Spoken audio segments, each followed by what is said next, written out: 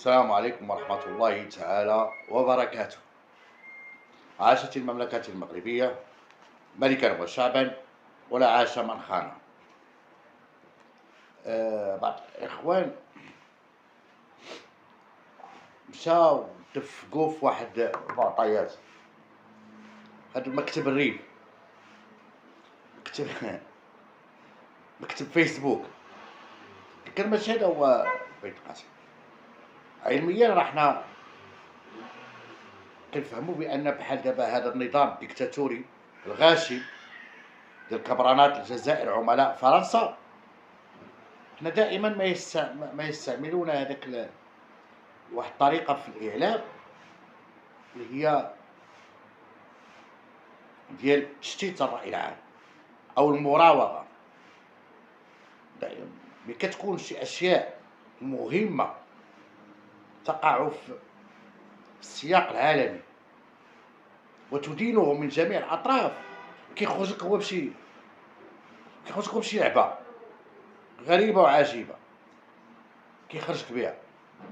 هاد المسألة هادي ممنهجة، ماشي كتجي هاكا سودا، راه كيكون عندنا داكشي مدروس. كلشي مشى وشحال من مرة كنديرها، كنقول لكم دائما كيموهوكم كيديوكم فين بغاو هما، ماشي كتولي نتا مقيد ماشي حر. هذا هو المشكل. علاش ما كتبعوش المؤسسات ديال المملكة المغربية الشريفة؟ واش شفتو شي إعلام رسمي أو حتى الإعلام تابع نقابة الصحافة أو القنوات الرسمية المغربية تكلمت عن هذه الواقع؟ لا والو، حتى واحد لم يعيروا عنها اهتمام، لأنها ليست بمهمة لا شكلا ولا مضمونا. لكن في وسائل التواصل الاجتماعي ضخموا من هذا الأمر وجعلوا منه كأنه هو قضية القرن. اخوان، شويه العقل الله يسهل عليكم، شويه العقل. هنا الاخوان، بعض الاخوان تحركوا كيتكلموا على القبائل، وهذا مزيان، لان قضيه القبائل قضيه انسانيه واخلاقيه وعقائديه. ان ربي سبحانه وتعالى حرم الظلم على نفسه، وما ي... وما ي... وما يفعله الكبرانات فهي اباده عرقيه. من قتل نفسا بغير نفس او فساد في الارض كما قتل الناس جميعا، الناس جميعا. اذا احنا كاملين في هذا الامر. دابا كيجيني واحد باش تعرفوا هادشي كله ممنهج، كيجيني واحد من دوك صحاب من بوحماره اولا اللي مداويخ، تيقول لك لا، قضيه القبائل فيها تمزغه. مال تمزغه؟ تمزغه مالها؟ اذا كانت سوف تجمع الشعوب من مصر حتى لموريتانيا، شنو المشكل؟ شنو المشكل ديالها؟ نولي قوة سلاحية وصناعية وتجارية وبشرية و غادي تولي ميريكان وروسيا والصين تخاف منك. ماشي هكذا. فرحات مهني دعا مثلا واحد اللقاء فرحات مهني، واحد سألوه هذا السؤال ديال تمزغة، بدا كيضحك بمعنى بحال قال لي انت منين جات مسطير؟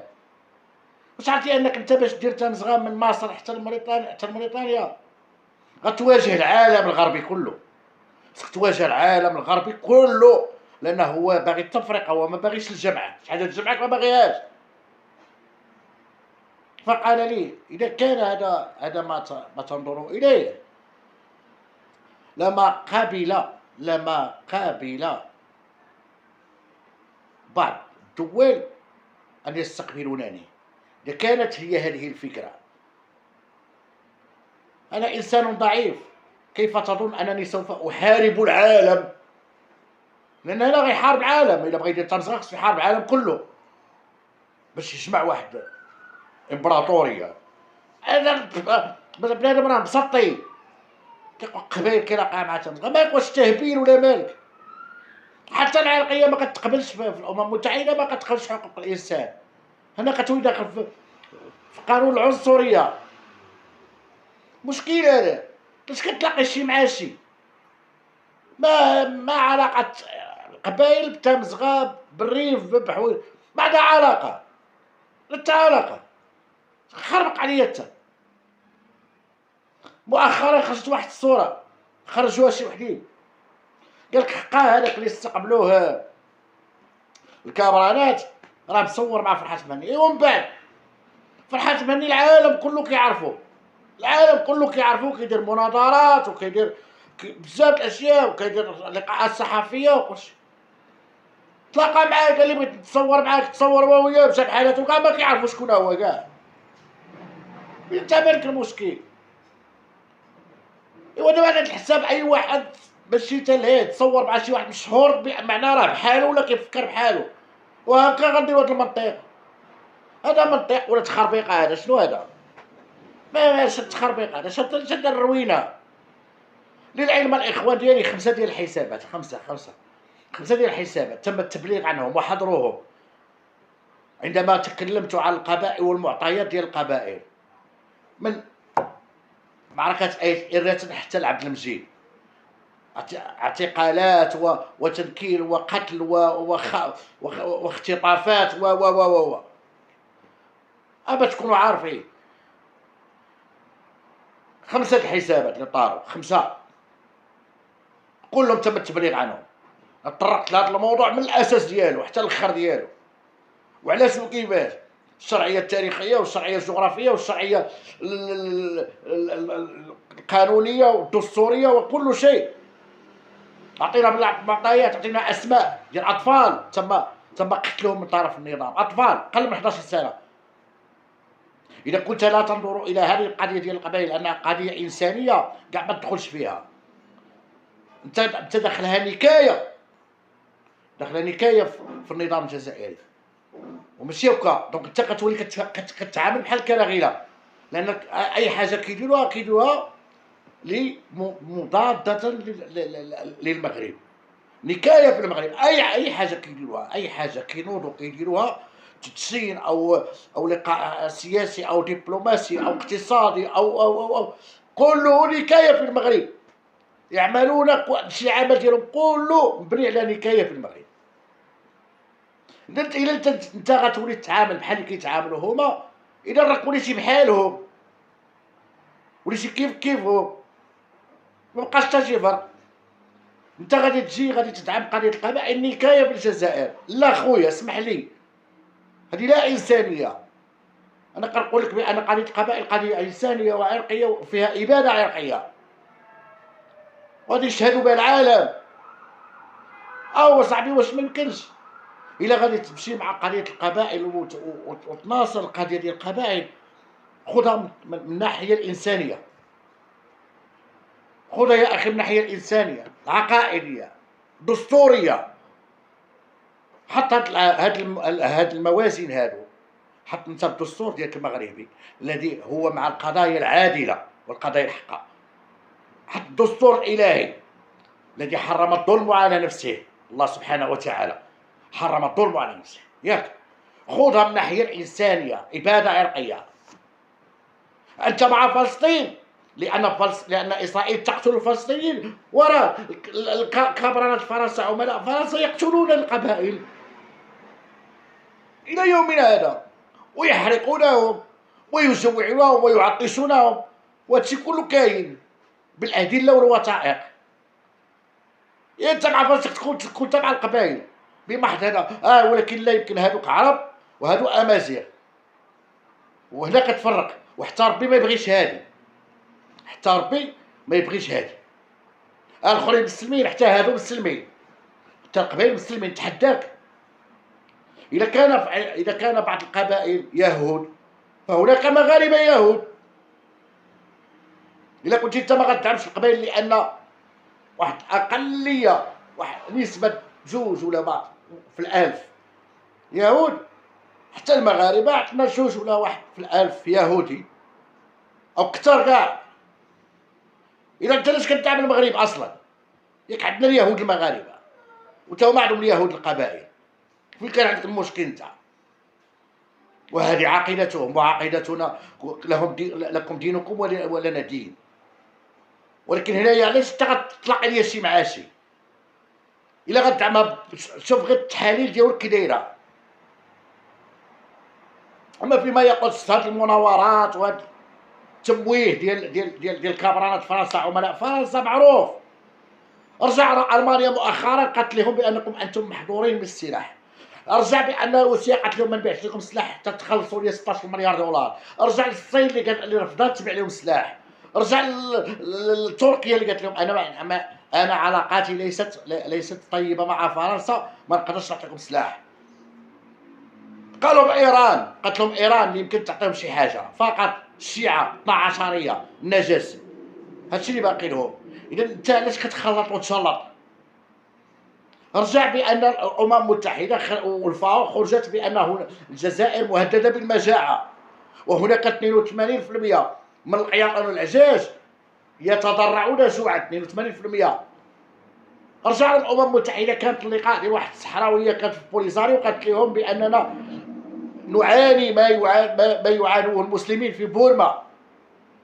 شنو هي بورما؟ رجع لهذا الشيء. رجع للتقارير الاقتصاديه اللي عندهم. رجع للخزينه ديالهم اللي فيها اللي عندهم 60 مليار ديال الدولار نقص الخزينه ديالهم. وكاين العديد من الاشياء اللي وقعات في هذه الايامات هذه. وقول لكم مشيتوا مع واحد التخربيقه ما فهمتش اخوتي، والله ما فهمت. انا باقي ما فهمت والو. رجع لي غير القمه ديال الغاز اللي داروها، ما حضرتش فيها الامارات، ما حضرتش فيها السعوديه، ما حضرتش فيها الصين، ما حضرتش فيها روسيا، ما حضرتش فيها السنغال، ما حضر لهم حتى واحد، حضر لهم 4 ديال الدول. انت ما شفتوش. هادو مواضيع مهمه، مواضيع جد الاهميه. رجع لاسرائيل اللي قبلات انها تزود المغرب بالمفاعل النووي من اجل الطاقه، من اجل النووي المدني وانتاج الطاقه الكهربائيه بالمفاعل النووي. وروسيا كذلك اللي حتى هي وقعات واحد الاتفاقيه مع المغرب على اساس انتاج الكهرباء بالطاقه النوويه. هادو كلهم نقصوهم. اذا علاش اخوتي كتبقاو علاش كيدفقوكم؟ علاش كيدفقوكم؟ راه كاين حقائق. ملي تهضر مع الجزائري في التاريخ حدك 1730، لان ما قبل الاستعمار هو المشرع به. بالنسبه للمغرب 1812 ما قبل الاستعمار الفرنسي. صافي. شدك انت لشينو ميديا وتخربيق وهذا الشيء، هذا لا يعترف به الامم المتحده. الامم المتحده كتعترف ما قبل الاستعمار لاثبات الهويه والشرعيه وكل شيء. قبل ما تدخل عندك فرنسا، هو دخلت عنده فرنسا 1930، مشي معاه حتى 1830 تما حبس معاه. علاش انا غادي معاه الموحد السعدي هو ما عندوش هويه اصلا، ما عندوش هويه. ما عرفتو اغريقي، ما عرفتو تركي، ما عرفتو فرنسي، ما عرفتو ما بعرفش من كاين، واش هو الباني، واش هو يوناني، واش طالياني، واش هادشي دارتو فيه في فرنسا قليل. راه 2 المليون ديال الاوروبيين اللي جاو سكنوا تمايا وولدوا وتوالدوا. هذا دومير راه كان رئيس فرنسي اللي راه كيخربق لهم في التاريخ. تبوا راه الاصول ديالو اسرائيليه حسب الكتب. ما عندوش هويه باش غتكلم معانا في التاريخ. شنو التاريخ؟ هضر معاك على بغات في تاسيس الامه والمراجع. كاين هادشي اللي حدوا داكشي اللي كتقبلوا اللي كتعترف به الامم المتحده. تمشي معاه حتى هي او طارق بن زياد. لاش غادي معاه طارق بن زياد؟ قول لي 1730 شنو كنتي؟ ما كنتيش. اذا انت ما كاينش، انت صنيعه فرنسي وسالينا الموضوع.